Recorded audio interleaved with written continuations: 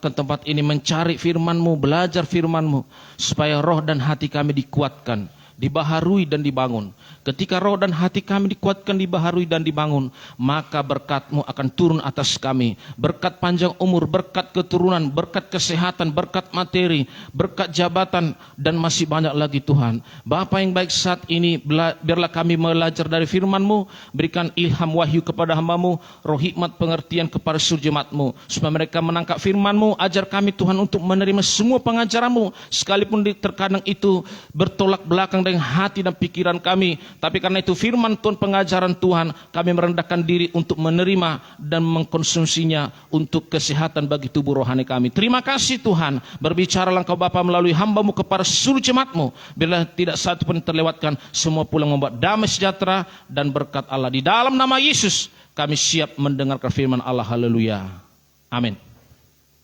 Kami silakan duduk kembali. Puji Tuhan, kita bersyukur hari ini dengan kesehatan, kesempatan yang Tuhan berikan, kita diberikan waktu untuk mendengarkan firman Tuhan. Kita akan buka kitab kita yang tertulis di dalam 1 Petrus pasal ke-5 ayat yang ke-5.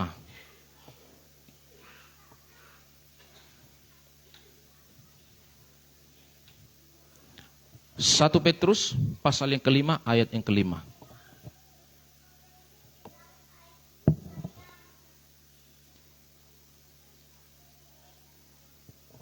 Satu ayat saja, dan kita semua perhatikan dengan baik. Kita belajar firman Tuhan. Demikian firman Tuhan. Demikian jugalah kamu, hai orang-orang muda, tunduklah kepada orang-orang yang tua, dan kamu semua rendahkanlah dirimu seorang terhadap yang lain, sebab Allah menentang orang yang congkak, tetapi mengasihani orang yang rendah hati.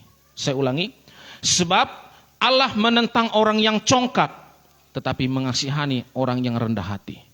Saudara terkasih dalam nama Tuhan Yesus Kristus, congkak, angku, sombong, tinggi hati itu sama. Dan saya yakin setiap orang yang ada di tempat ini, bahkan yang mendengarkan pengajar firman Tuhan hari ini, mayoritas sudah tahu bagaimana liku-liku, bagaimana perilaku, bagaimana kebiasaan orang yang congkak yang dimaksudkan sesuai dengan firman Tuhan. Yang pastinya di sini Allah sangat menentang atau melawan setiap perilaku, setiap perbuatan kecongkakan, kesombongan yang mungkin masih ada. Sekalipun itu di tengah-tengah orang Kristen maupun yang belum mengenal Kristus. Karena sifat kecongkakan, kesombongan bagi Allah itu merupakan sesuatu yang sangat merusak, sangat menentang kehendak Allah. Oleh karena itu, saudara terkasih dalam nama Tuhan Yesus Kristus, setiap orang harus menghayati bahwa semua yang ada pada kita, termasuk hidup, napas yang ada pada kita adalah bersumber dari Tuhan. Haleluya. Setiap orang harus menghayati atau menghidupi atau menjiwai bahwa semua yang ada pada kita, termasuk benda-benda, termasuk kemewahan, atau mungkin hal-hal yang bisa kita banggakan, termasuk juga jabatan, bahkan napas hidup, umur panjang yang kita miliki, semua adalah pemberian Tuhan, anugerah Tuhan. Dan setiap orang yang sudah tidak memiliki penghayatan yang demikian, itulah sering sekali membuat orang itu masih berlaku sombong dan congkak. Maksudnya di sana ketika penghayatan yang demikian tidak lagi ada di dalam pikiran dan hati setiap orang, maka ini berpotensi untuk melahirkan kesombongan, kecongkakan dalam hati setiap manusia. Karena sikap congkak dan sombong ini sering Tuhan temukan sekalipun di tengah-tengah umat Tuhan. Kalau saudara perhatikan dari Kejadian sampai kitab perjanjian baru, orang-orang Israel sering Tuhan katakan bahwa engkau adalah bangsa yang tegar tengkuk, keras kepala, berkepala batu. Salah satunya itu juga karena banyak orang-orang sombong di dalamnya. Dan kesombongan ini yang sering membuat orang menutup telinga terhadap teguran dan pesan perintah Tuhan yang sering disampaikan melalui hambanya Musa. Saudara, saya ulangi sekali lagi. Ketika penghayatan yang saya katakan tadi, yaitu ketika kita berhenti menghayati bahwa semua yang ada pada kita, baik benda-benda, baik mungkin ketenaran, baik mungkin jabatan, dan juga napas hidup, ketika kita berhenti menghayati bahwa itu bersumber dari Tuhan, maka keadaan yang seperti ini berpotensi melahirkan kesombongan dalam diri setiap orang. Kita percaya bahwa semua yang ada pada kita, semuanya ini adalah pemberian Tuhan. Amin. Haleluya. Itulah yang harus kita pegang dan kita terus syukuri dalam kehidupan kita. Jangan sampai penghayatan yang dimasukkan tadi sampai hilang. Dan ketika penghayatan itu sudah hilang, maka orang akan merasa bahwa semua yang ada padanya adalah karena kebolehannya, karena kehebatannya. Bahkan napas hidup yang dia miliki, kesehatan, panjang umur yang dia miliki, itu terjadi secara kebetulan, bukan karena pemberian Tuhan. Karena penghayatan tadi sudah tidak ada lagi. Benda-benda yang dia miliki, keberhasilan, pencapaian-pencapaian yang dia miliki, itu bukan pemberian Tuhan, bukan izin Tuhan, melainkan karena kebolehan yang dia miliki. Ketika penghayatan tadi sudah hilang. Saudara perhatikan Pengkhotbah pasal 3 ayat 13, tolong baca ayatnya dari kaum ibu. Pengkhotbah pasal 3 ayat yang ke-13.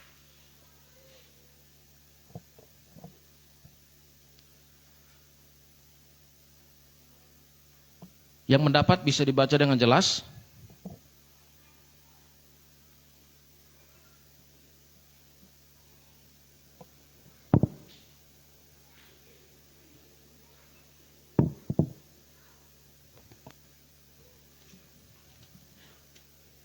Demikian firman Tuhan, Pengkhotbah pasal ketiga ayat 13. Dan bahwa setiap orang dapat makan minum dan menikmati kesenangan dalam segala jerih payahnya, itu juga adalah pemberian Allah. Artinya seseorang tersebut makan dan minum, menikmati kesenangan dari hasil jerih payahnya, kerja kerasnya, usahanya, modal yang dikeluarkannya, pendidikan yang dia miliki, keahlian yang dia miliki. Lalu dia menghasilkan makanan, minuman, kesenangan, jabatan, pencapaian, keberhasilan, kekayaan. Itu pun disebut pemberian. Pemberian siapa? Pemberian Allah. Sehingga tidak ada di antara kita yang berkata, kan saya yang bekerja, saya yang memeras keringat, saya yang berusaha, saya yang bekerja keras, saya yang bersekolah, saya yang punya modal.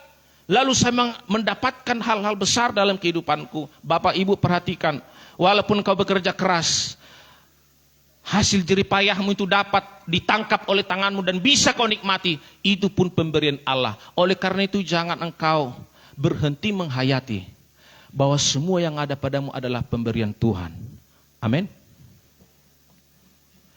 Dan napas hidup yang kita miliki, nyawa, kesehatan, kesempatan, umur yang panjang, bahkan keturunan, semuanya adalah pemberian Allah. Setiap orang harus tetap menghayati ini. Tetapi orang yang sudah berhenti menghayati seperti yang dimaksudkan ini, maka cenderung hatinya akan berlaku congkak dan sombong. Karena dia akan berpikir, semua karenaku, semua karena kehebatanku, semua karena kesanggupanku. Dan dengan egois, dia mempergunakan apa yang ada padanya. Tidak dipergunakan untuk menghormati Sang Pencipta sebagai sumber segala berkat yang menganugerahkan. Kan seperti itu biasanya kenapa orang sulit sebagai orang pemberi, dermawan, membantu orang susah. Karena dia merasa, saya kan sudah kerja, Ini hasil jeripayah saya. Enak kali dia saya bagi. Enak kali dia saya bantu. Saya capek-capek. Saudara, kalau saudara tidak sehat, saudara tidak akan bisa kerja. Saudara tidak akan bisa cari makan. Oleh karena itu, syukurilah semua yang ada padamu adalah bukan karena kebolehanmu, tapi karena pemberian Allah. Saudara terkasih dalam nama Tuhan Yesus Kristus. Itulah yang terjadi. Ya, ketika orang-orang sudah tidak lagi menghayati bahwa semua yang ada padanya adalah pemberian Allah, akan cenderung lahir kesombongan, kecongkakan, dan Tuhan benci setiap sikap sombong dan angkuh yang masih ada sekalipun di tengah-tengah orang Kristen yang sekalipun sudah aktif beribadah. Tuhan benci. Ketika penghayatan itu mulai hilang, selanjutnya apa lagi? Selain merasa semua yang ada padanya adalah karena kebolehannya, selain merasa bahwa hidupnya juga terjadi secara kebetulan bukan kebaikan Tuhan, maka orang-orang sering haus akan pujian atas benda-benda yang dimiliki. Lalu perhatikan Bapak Ibu, terkasih dalam nama Tuhan Yesus Kristus. Mungkin khotbah ini, pengajaran ini sesuatu yang bertolak belakang di hatimu. Firman Tuhan berkata, ketika kau mendengarkan suaranya, jangan keraskan hatimu. Amin. Dan saya yakin orang yang selalu terbuka setiap pengajaran Tuhan, walaupun keras, tajam, mengkuliti dosa, dan dia tetap merendahkan hati, mengkonsumsi semua pengajaran itu, orang itulah yang akan bertumbuh. Selain dia merasa hebat, karena dia sudah tidak menghayati lagi. Selain dia merasa hidupnya tertolong karena usahanya, karena kehebatannya, maka orang itu akan berusaha supaya setiap apa yang dia miliki, orang memuji kehidupannya. Luar biasa Bapak itu. Benarlah dia orang hebat. Dia bisa membuka perusahaan. Dia sangat senang dengan pujian itu. Karena dia merasa apa yang dia capai itu karena usahanya, karena kehebatannya, karena kebolehannya, bukan karena pemberian Allah seperti yang dikatakan kitab pengkhotbah tadi. Dan setiap benda-benda yang dia miliki, dia berusaha supaya setiap orang mengakui, menghormati, dan memuji dirinya sendiri. Bagaimana supaya orang mengakui aku, memuji aku, menghormati aku karena keberhasilan, pencapaian, benda-benda mewah yang aku miliki. Itu yang ada di pikirannya. Orang yang menghayati bahwa yang ada padanya adalah pemberian Allah, dia tidak memiliki pemikiran yang demikian. Amin. Sering saudara yang terkasih dalam nama Tuhan Yesus Kristus, kita perhatikan satu ayat, 1 Korintus 4 ayat 7. Apa dikatakan? 1 Korintus 4 ayat 7. Dari bapak-bapak tolong dibaca dengan jelas. Biar pengajar firman ini membentuk hidup kita sebagai orang yang rendah hati di hadapan sesama dan merendahkan diri di hadapan Allah. Apa dikatakan? 1 Korintus 4 ayat 7. Ya.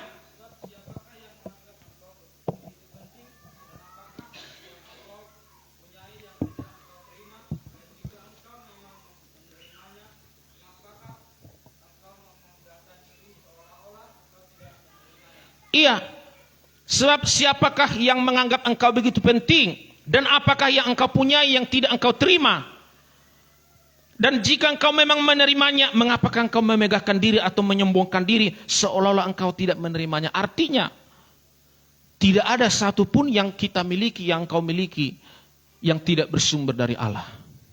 Semua yang ada pada kita adalah pemberian Tuhan. Oleh karena itu, muliakanlah Tuhan dengan apa yang ada padamu.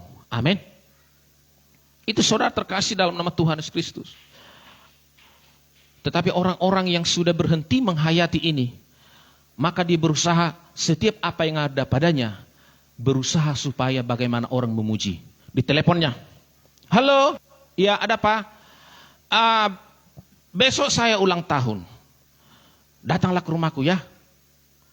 Oh iya, tapi di rumahnya sudah disediakan akuarium termahal. Benda-benda yang supaya nanti kalau orang masuk biar tahu dia. Disediakan lemari perhiasan yang sangat, mahal. Dan dibuat semua tempat-tempat yang akan dikunjungi teman-temannya dengan satu tujuan, supaya orang memuji dia atas apa yang dia miliki. Saudara, ini kesombongan yang terselubung. Biar tahu dia. Dia ingin dipuji berdasarkan benda yang dia dapatkan.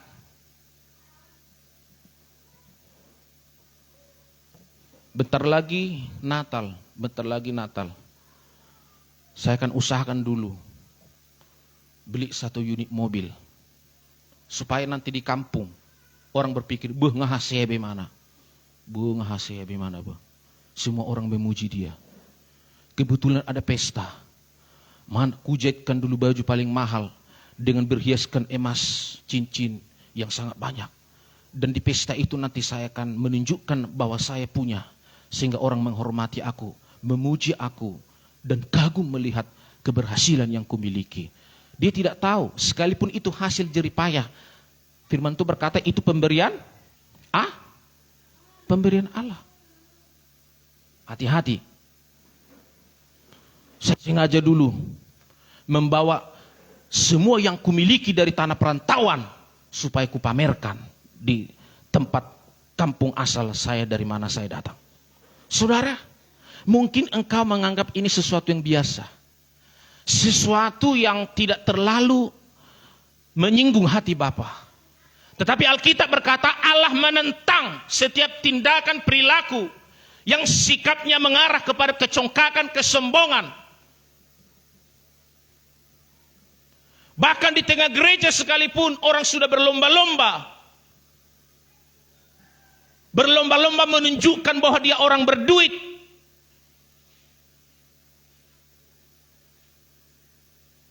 Kalau sehari-hari perhiasannya nggak dipakai, tapi ke gereja dipakai supaya tahu dia punya emas.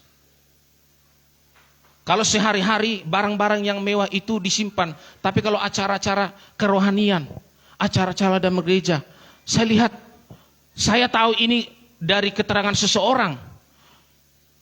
Memang bukan di dalam gereja kita, tetapi ada satu gereja, ya, di mana semua di sana berlomba-lomba menunjukkan bagaimana supaya orang terkagum dan berkata dia lebih hebat daripada aku. Berusaha dengan segenap tenaga, kemampuan, walaupun mengutang. Ini yang berbahaya. Kalau memang karena ada masih enak, ini diutang-utang. Saudara terkasih dalam nama Tuhan Yesus Kristus, tujuan dari setiap tindakan yang sikapnya pamer, tujuannya cuma satu, supaya dipuji, supaya dikatakan hebat, dan diacungkan jempol. Tidak lebih daripada itu. Tidak lebih daripada itu. Nah saudara, ini bagian dari kesombongan, kecongkakan yang dimaksud. Dan itu tidak boleh ada terhadap orang-orang yang sudah beribadah sebagai pemilik Kristus. Haus akan pujian. Bagaimana supaya orang memuji dia oleh karena benda-benda yang didapatkan. Dan itu nampak dari sikap suka pamer. Orang yang suka pamer adalah orang yang berharap supaya orang memuji dia berdasarkan benda-benda yang dia miliki. Apakah perhiasan, apakah pakaian yang mahal, apakah fasilitas, dan lain sebagainya.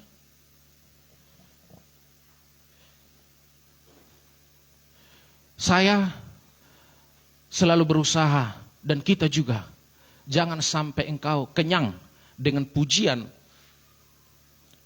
orang-orang lain oleh karena kau memiliki sesuatu. Berusaha telah tetap berkata, ini pemberian Allah. Amin. Kalaupun ada memuji kau, cantik kali bajumu, aduh banyak kali penghasilanmu, banyak kali uangmu, aduh hebat engkau sekarang ini, katakanlah itu adalah pemberian Allah. Saya sering ditelepon keluarga, bagaimana kabarmu? Bagaimana sekarang kehidupan di sana? Saya selalu berkata, aduh, bisa pun hidup, bisa pun makan 3 kali sehari, sudah bersyukur kepada Tuhan. Saya selalu berkata seperti itu. Saya tidak pernah berkata, oh sekarang penghasilanku sebulan sudah segini, aku sudah bisa beli ini, saya sudah punya itu, saya sudah punya ini. Nah saudara, supaya hidup saudara berkenan di mata Tuhan. Dan orang yang berhenti menghayati bahwa semua yang ada padanya bersumber dari Allah,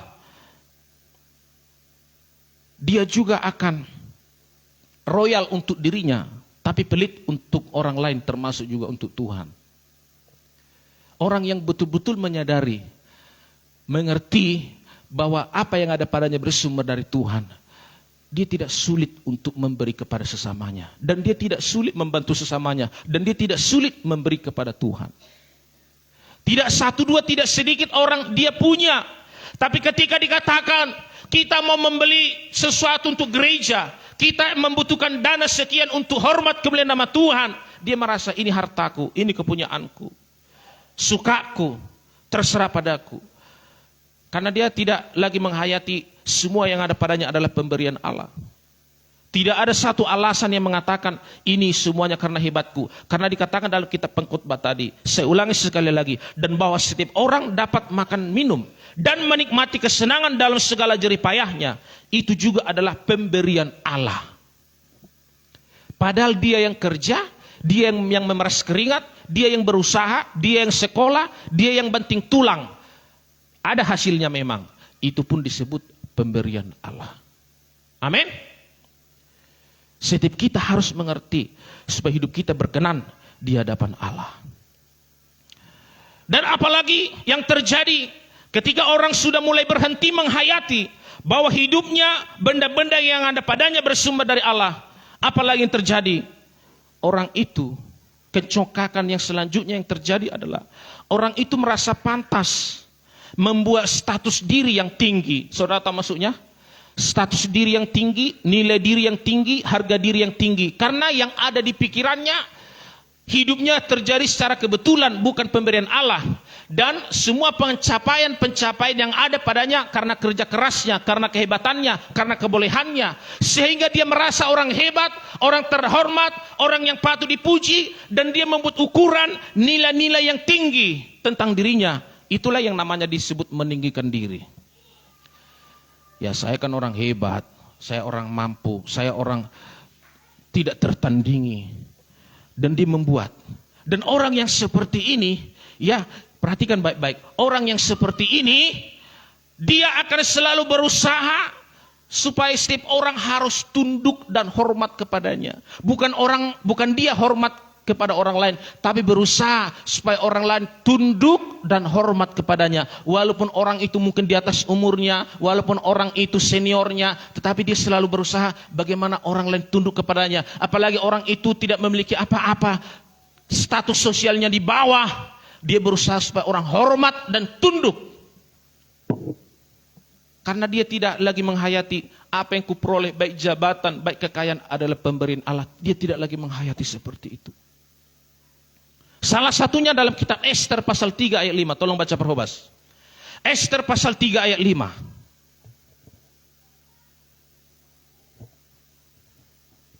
Ya, kita berdoa. Kalau kulihat tadi dalam hatiku, bagaimana ini, apa bangku cukup ini? Karena kulihat di sini sudah penuh. Di sini juga masih ada belum datang, kuhitung-hitung. Ya, kita berdoa, jiwa-jiwa bertambah, bangku-bangku pun bertambah-tambah. Puji Tuhan. Ya. Perhatikan Ester pasal 3 ayat 5. Ini tentang sikap Haman yang haus akan pujian. Dia berusaha bagaimana supaya orang berlutut bersujud menyembah dia. Padahal dia adalah manusia biasa. Ester pasal 3 ayat 5. Baca perhobas. Iya.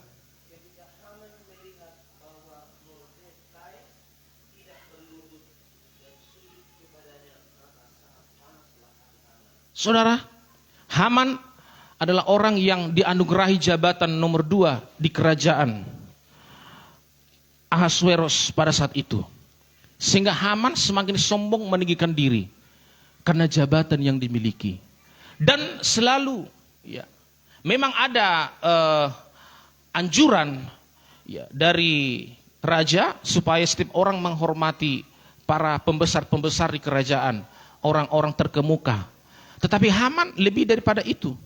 Dia ingin orang bukan hanya hormat, tapi sujud, berlutut menyembah dia. Tetapi ketika Haman melihat Mordekai tidak mau sujud dan menyembah dia, Mordekai itu adalah orang Yahudi. Mordekai tahu bahwa yang patut disembah itu adalah Allah Abraham, Ishak dan Yakub, Allah Israel, bukan manusia. Dan dia tidak mau berlutut menyembah Haman. Dan hal ini menyebabkan Haman sakit hati, panas hatinya. Lalu Haman merasa terlalu rendah, terlalu hina kalau saya hanya membunuh Mordekai. Tapi seluruh bangsa Yahudi harus aku bunuh. Lalu Haman membuat siasat. Bagaimana caranya supaya seluruh bangsa Yahudi, umat Yahudi yang ada di wilayah kerajaan Ahasuerus dibunuh, ditumpas dalam hari yang sama. Lalu lewat tindakan yang dia lakukan, memang berhasil. Acara itu, pembantaian orang Yahudi berhasil ditentukan harinya. Tetapi oleh karena Esther berpuasa, berdoa memohon kepada Allah, itu gagal. Orang Yahudi tidak jadi dibantai pada waktu yang ditetapkan oleh Haman. Justru Haman yang disulakan di atas tiang yang dibuatnya. Karena tiang ini sudah dibuat Haman untuk menggantung Mordekai. Dan orang-orang Yahudi lewat tipu muslihat Haman diutus surat ke semua daerah kerajaan Ahasuerus supaya ditandatangani dan distempel dengan cincin materai Raja Ahasuerus pada tanggal sekian, pada bulan seperti ini harus dibantai.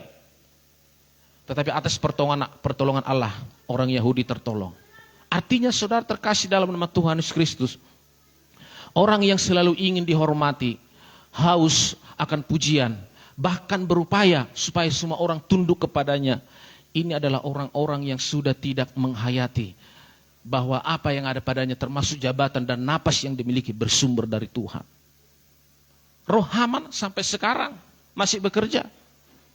Kalau ada orang-orang yang oleh karena jabatan yang dia miliki, oleh karena kesuksesan yang dia miliki, oleh karena status sosial yang dia miliki, sampai-sampai orang harus tunduk dan hormat. Ketika orang tidak tunduk dan tidak hormat, dia panas hatinya dan dia berkata, aku tidak dihargai. Apalagi di sebuah gereja, karena dia merasa orang yang paling banyak memberi ke dalam gereja, ketika saya tidak diperhitungkan oleh karena berdasarkan apa yang saya perbuat, panas hatinya. Saudara terkasih dalam nama Tuhan Yesus Kristus, setiap kita yang ada di sini tidak lain tidak bukan hanyalah produk dari anugerah Tuhan. Amin. Produk dari anugerah Tuhan. Semua yang ada pada kita adalah pemberian Allah. Dan ketika orang tersebut sudah membuat status diri yang tinggi oleh karena dia tidak menghayati semua anugerah Tuhan dalam hidupnya, selain setiap orang harus tunduk dan hormat kepadanya, maka orang itu juga tidak suka dengan teguran. Dia tidak suka ditegur. Karena di dalam benak, di dalam pikirannya adalah hanya satu. Dia adalah orang yang patut disanjung, dibanggakan, dihormati. Jangan ada sedikit pun kritik dan teguran. Jangan ada sedikit pun cambuk lewat perkataan untuk membenahi kehidupannya. Itu sesuatu yang sangat pantang. Ini merupakan kesombongan, kecongkakan yang tidak boleh ada di tengah gereja Tuhan. Dan bahkan sekalipun firman Tuhan yang menegur, pengajaran Tuhan yang menegur, banyak yang tersinggung dan sakit hati. Oleh karena apa? Salah satunya adalah karena kita sudah terlanjur membuat nilai diri, status diri yang tinggi, yang di atas, tinggi di atas awan-awan, yang tidak boleh satu perkataan pun menegur. Karena teguran bagi dia adalah suatu hinaan, suatu tindakan yang menghakimi dan merendahkan. Padahal apa yang kita pelajari bahwa teguran itu adalah kasih. Allah berkata, aku menegur orang yang aku kasihi dan menyesah orang yang kuanggap sebagai anak. Dalam kitab Amsal juga berkata di sana, seorang kawan meninju, perhatikan, seorang kawan meninju dengan maksud yang baik, tetapi seorang lawan mencium secara berlimpah-limpah. Burjunai hopuang dicium. Aduh, kau sangat baik, kau sungguh luar biasa, kau sangat hebat. Hape masuk nasa kalor hepeng mi, mengalir hepeng mi tu mana? Ipuji-puji maho. Supaya engkau bisa memberikan apa yang dia minta, engkau dipuji-puji. Tetapi yang disebut kawan adalah engkau akan ditampar. Karena dilihat hidupmu sudah serong. Dan kawanmu itu tidak ingin kau tersesat, tidak ingin kau jatuh, tidak ingin kau susah. lalu kau ditampar, itulah yang disebut dengan kawan. Siapa yang menegurmu, siapa yang memperingati engkau, itulah yang mengasihi engkau. Yang pertama, firman Tuhanlah yang selama ini menegur dan mengasihi engkau, maka firman inilah sahabatmu. Amin.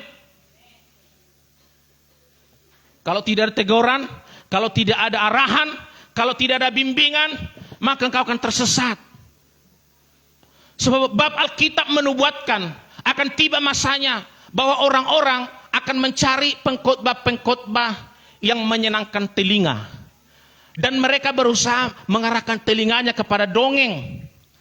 Artinya akan tiba masanya setelah beberapa masa kemudian, jarang ditemukan pengajaran yang sehat. Jarang ditemukan pengajaran yang membentuk. Jarang ditemukan pengajaran yang menegur dan menggembalakan. Tapi semuanya adalah pengajaran yang sifatnya menyenangkan hati jemaat. Membuat tertawa, membuat terhibur, membuat terbuai. Dan juga membuat janji-janji manis supaya tetap hidup dalam dosa. Sudahlah, Tuhan mengasihi engkau, Tuhan menyayangi engkau. Padahal dia sudah tahu, dia berzina tidak ditegur, dia mabuk tidak ditegur, dia bermain judi tidak ditegur. Udahlah, percayalah pada Tuhan. Tuhan sayang banget kepada dirimu. Tidak ada teguran. Supaya jemaatnya senang. Kalau mau tahan lama dengan pendeta Gultom, harus tahan dengar khotbah yang tajam-tajam. Kalau mau cari khotbah yang manis-manis, cari pendeta yang lain. Karena itulah kasih. Haleluya. Itulah kasih. Mula cik rohamunab.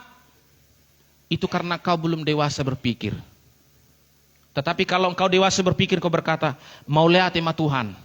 Aleni hatami, terima kasih Tuhan. Karena perkataanmu, aku terberkati, aku terpelihara hidup dalam kebenaran. Puji Tuhan. Di sini saudara terkasih dalam nama Tuhan Yesus Kristus. Membuat status diri, nilai diri yang tinggi. Oleh karena dia tidak lagi menghayati apa yang ada padanya pemberian Allah. Sehingga setiap orang harus tunduk hormat seperti Haman. Dan juga dia tidak suka dengan teguran. Dan kalau ditegur dia tersinggung. Ini bagian dari sifat kecongkakan, kesombongan. Katakan sekarang, ampunilah aku Tuhan kalau aku sering tersinggung dengan firman-Mu. Ampuni aku Tuhan, tordok kemasong ini. Dan apalagi ketika setiap orang berhenti menghayati anugerah Allah yang ada padanya. Oleh karena itu dia merasa pantas untuk dipuji. Maka dia juga sebagai orang yang tidak tunduk terhadap otoritas. Saudara tahu? Ya, dia adalah orang yang tidak tunduk terhadap otoritas. Ini bagian dari kesombongan, kecongkakan. Dia tidak tunduk terhadap otoritas di atasnya. Contoh, perhatikan anak muda. Anak terhadap orang tua. Anak yang sombong. Walaupun sudah status kuliah atau mungkin sudah bekerja atau sudah berkeluarga. Karena ada kok anak yang sudah berkeluarga sombong. Tidak lagi tunduk kepada orang tuanya. Tidak menghormati orang tuanya. Dia tidak tahu perasaan orang tuanya. Dia tidak tahu bagaimana orang tuanya membesarkan dia. Mati-matian dari kecil. Ketika ditegur, ketika diarahkan, dia cenderung melawan. Karena apa? Dia sudah terlanjur membuat status diri, nilai diri yang tinggi sebagai orang yang patut dipuji oleh siapa saja. Dihormati oleh siapa saja. Dan dia tidak tunduk terhadap otoritas di atasnya. Termasuk juga yang muda terhadap yang tua. Hamu akaina temo leber kamu jolme utua syak kamu hormati. Haleluya. Demikian juga bapak-bapak. Lihat, hormati. Itu bagian dari kesombongan ketika seseorang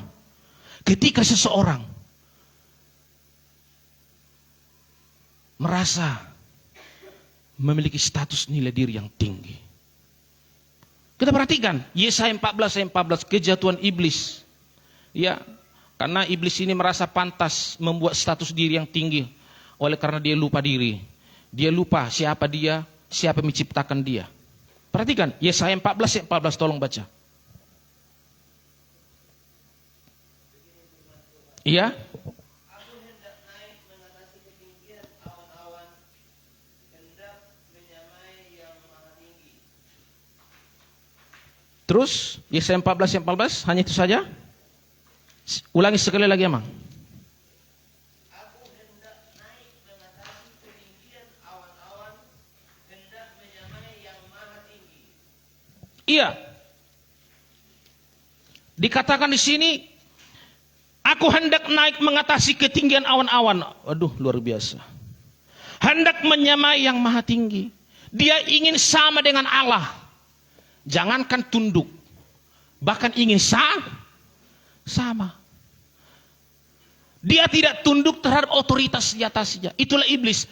Dan perkataan Yesaya 14 ini menjelaskan tentang jatuhnya iblis dan dilemparkan ke dalam bumi. Iblis itu sebenarnya adalah malaikat yang dihempaskan ke bumi dan juga pengikut-pengikut dari malaikat ini dihempaskan. Sehingga iblis ada di bumi. Iblis itu jumlahnya tidak bertambah dan tidak berkurang. Sama.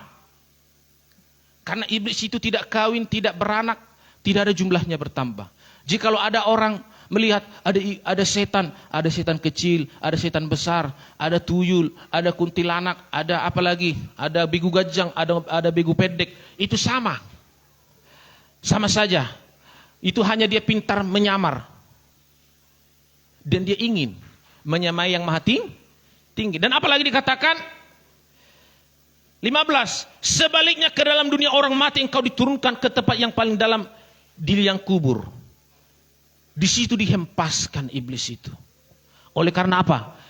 Dia tidak lagi menghayati siapa dirinya, dari mana dia, yang dimilikinya itu bersumber dari apa. Dia sombong. Kalau saudara perhatikan Yesaya 14, ya. Kita perhatikan. Ya. Oh, sudah tadi dibaca ya? Ya. Sudah dibaca. Dan iblis yang dihempaskan ke dalam bumi itu juga memiliki sifat yang sama. Bagaimana supaya orang juga berdosa? Maka sifatnya itu dibagikan. Iblis berusaha supaya mengangkat kau setinggi-tingginya dan supaya kau merasa bahwa kau adalah orang terhormat, orang yang patut dipuji. Dan hal itulah yang sering membuat setiap orang susah tunduk terhadap otoritas di atasnya. Dalam Ibrani 13 ayat 17 apa dikatakan? Tolong buka Alkitabnya. Ibrani pasal 13 ayat 17.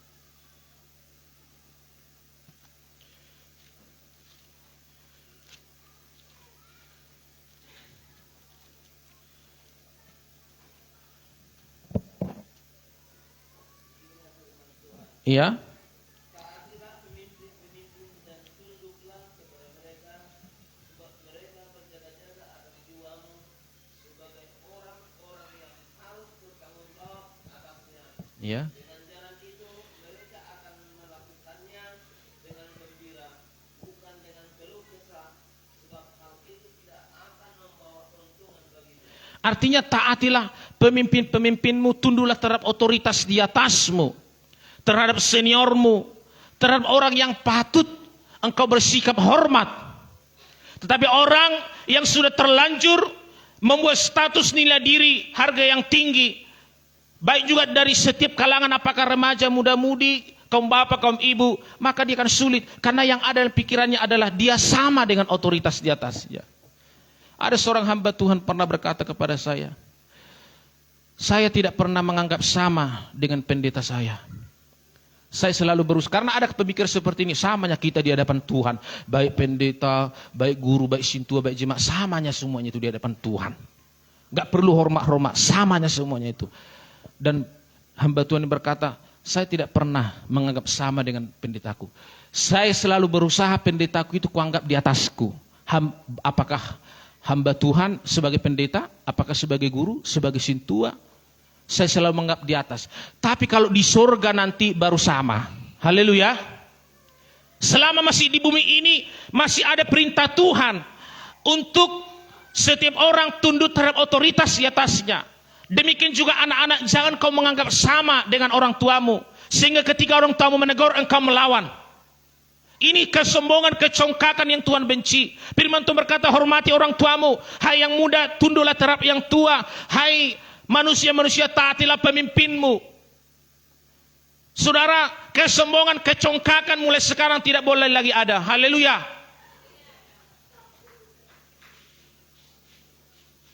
Apalagi yang berbahaya seperti iblis ini, hendak menyamai yang maha tinggi. Ya. Ada pernah saya lihat jemaat, tapi enggak di sini. Ya. Jemaat ini asal dibina, asal diperingati selalu melawan. Lalu saya pahami, saya selidiki. Itu karena memang dia merasa sama dengan pemimpinnya. Dan kalau sudah merasa sama, ya, selain tidak bisa dibina, dia juga akan sering melawan. Dan kalau diarahkan pun dia akan tersinggung. Karena merasa sama. Dan sekalipun orang itu rajin ke gereja, cuma ini kamusnya. Saya datang ke gereja bukan karena melihat pendeta itu, tapi melihat Tuhan. Tuhan dona hubereng. Abi roh Tuhan. Isi maho dia, naposok kupo saya dihargai ho. Isi maho. Coba jawab itu. Isi maho. Firman Tuhan berkata, sedangkan Allah yang tidak kau lihat tidak kau kasihi. Apalagi sedangkan manusia yang kau lihat tidak kau kasihi, apalagi Allah yang tidak kau lihat, apakah mungkin kau mengasihi Allah? Tunduklah terhadap otoritas di atasmu. Karena firman Tuhan berkata, berkat datang melalui kepala, mengalir dari kepala lalu ke jenggot sampai ke leher, ke jubah Harun. Mengalir berkat itu. Sehingga setiap seniormu, pemimpinmu yang mendoakan engkau, mampu menggugah hati Allah untuk memberkati engkau. Doa orang tuamu tidak akan mampan memberkati engkau kalau kau tidak hormat. Doa seniormu, doa gembalamu tidak akan mampan memberkati engkau kalau engkau tidak hormat. Enggak akan mampan. Saya selalu berusaha sampai sekarang memiliki komunikasi yang baik dengan pendeta saya, bapak rohani saya. Sampai jauh-jauh saya jumpai. Dan saya melihat berkat Tuhan bertambah-tambah dalam kehidupanku. Saudara terkasih dalam nama Tuhan Yesus Kristus, taatilah pemimpin-pemimpinmu dan tunduklah kepada mereka, sebab mereka berjaga-jaga atas jiwamu. Kalaupun dia berdosa, kalaupun dia bersalah, ada Tuhan sebagai hakimnya. Haleluya. Ada Tuhan sebagai hakimnya. Demikianlah Daud, sekalipun Saul itu bersalah, bahkan Daud punya kesempatan membunuh Saul, tapi Daud berkata, saya tidak akan menyentuh orang yang diurapi oleh Allah. Walaupun Saul itu berusaha membunuh dia, menombak dia, berusaha menjatuhkan dia, mengejar, mengubar-ubar dia, mengutus setiap daerah untuk mencari di mana Daud. Diutus ke daerah Hebron, diutus ke daerah sana untuk mencari di mana Daud. Tujuannya cuma satu, supaya Saul bisa membunuh. Tapi ketika Saul sedang tidur, Daud mendatangi Saul. Di tangan Daud sudah ada pedang. Bahkan Allah sudah berkata dan menyerahkan Saul ke dalam tangannya. Tapi Daud berkata, jauhlah daripadaku menjamah orang yang diurapi oleh Allah, yaitu sebagai pemimpin di Israel. Molo merdosa pehame ka pemimpinon adong do Tuhan hakimna. Tangyak ko mahami. Haleluya. Oti haleluya na. Haleluya. Karena sebagai manusia, sebagai orang, walaupun orang tua itu senior kita, di atas kita, kita tetap hormat walaupun dia bersalah. Karena bagaimanapun juga kita akan mencari orang tua dan kita akan memiliki anak. Doakan orang tuamu, doakan yang muda terhadap yang tua, doakan pemimpinmu, doakan seniormu, hormati dia, maka engkau berkenan di hadapan Allah. Urusan dosa Tuhan sebagai hakimnya. Nah, saudara, orang yang tidak tunduk terhadap otoritas di atasnya, malah dia menganggap sama dengan orang yang di atasnya. Ini sangat berbahaya. Ini suatu kesombongan, kecongkakan yang dibenci oleh Allah. Saudara, sekarang bagaimana supaya kesombongan itu hilang dari hidupanmu? Mari kita kembali menghayati kepemilikan Tuhan atas semua yang ada. Karena memang sering sekali kesombongan itu dipicu oleh apa yang kau miliki. Benar kan? Sering kesombongan dipicu dengan apa yang kau miliki. Adong dohu bereng jemaah isudak kebi merminggu. Tiki susai mana merminggu. Udah hujupangi mana? Dung hasia ho ate. Setelah kau berhasil. Dung hasia ho. Dak kebi dalen ho gereja. Mekili mana?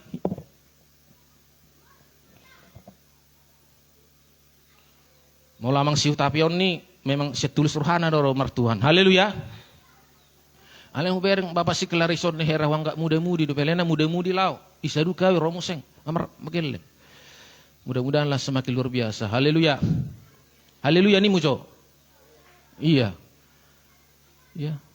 Dang na aleni adong pangido na mang saya ke gereja dulu Bapak Pendeta karena penghasilan sudah sedikit, enggak karena itu, tapi karena cinta Tuhan. Haleluya.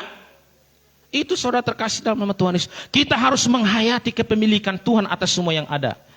Sehingga kita dapat mengosongkan diri seperti Yesus. Saudara, Yesuslah sang pemilik segala yang ada, justru dia yang mengosongkan diri. Filipi 2 ayat 7, tolong perhatikan Alkitabnya. Filipi 2 ayatnya ke-7.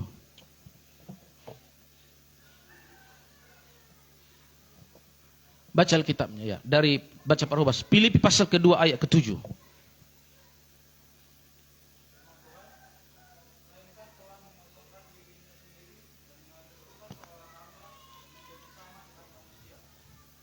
Iya, dikatakan di sana, ya, melainkan telah mengosongkan dirinya. Yesus mengosongkan diri sebagai pemilik. Perhatikan, dikatakan bahwa tak satu pun ada dari segala yang ada tanpa Dia.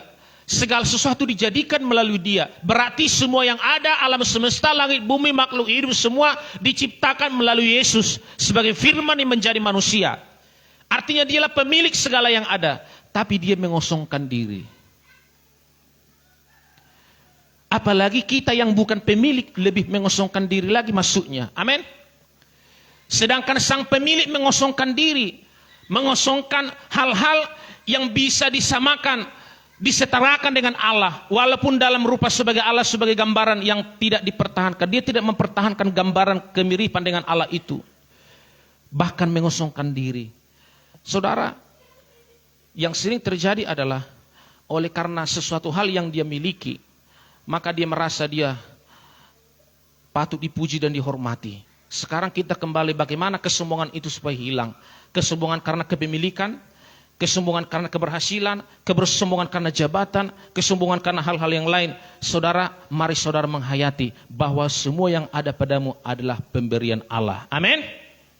Termasuk nyawamu, napasmu, benda-benda yang kau miliki, keberhasilan, penghasilanmu, semua adalah pemberian Allah. Muliakanlah Allah dengan tubuhmu, muliakanlah Allah dengan apa yang ada padamu, bersyukurlah kepadanya, hayatilah bahwa semua yang ada padamu adalah pemberian Tuhan. Tak satu pun yang ada padamu yang bukan kau terima, semuanya adalah yang kau terima dari Allah, dan bersyukurlah kepadanya. Maka percayalah, Tuhan yang menentang orang congkak, yang dia kerjakan kepada orang-orang congkak, yang mungkin juga pernah kau kerjakan, sekarang Allah akan berubah mengasihi engkau. Karena Tuhan melihat bahwa kecongkakan itu sudah tidak lagi ditemukan dalam kehidupanmu. Dan kau bisa menjadi saksinya Tuhan. Dan saya percaya orang yang rendah hati, ya, orang yang menghayati semua yang padanya pemberian Tuhan, hidupnya akan mudah dibentuk oleh firman Tuhan. Kita kembali 1 Petrus 5 ayat 5 tadi dikatakan di sana. Demikian jugalah kamu hai orang-orang muda, tunduklah kepada orang-orang yang tua. Dan kamu semua rendahkanlah dirimu seorang terhadap yang lain. Sebab Allah menentang orang yang congkak, tetapi mengasihani orang yang rendah hati. Artinya, kecongkakan itu mari kita singkirkan, rendah hati itu mari kita pelihara. Dan ciri-ciri orang yang sudah hidup dalam kerendahan hati, dia akan tunduk terhadap otoritas di atasnya, terhadap seniornya, terhadap orang yang patut dia hormati di atasnya. Apakah orang tuanya, apakah yang lebih tua dari dirinya, apakah orang-orang yang patut sebagai orang dihormati, dia akan tunduk. Maka Allah sumber damai sejahtera, sumber berkat akan senantiasa menyertai kehidupanmu. Puji Tuhan. Demikian firman Tuhan. Tuhan Yesus memberkati. Haleluya. Mari kita bangkit berdiri.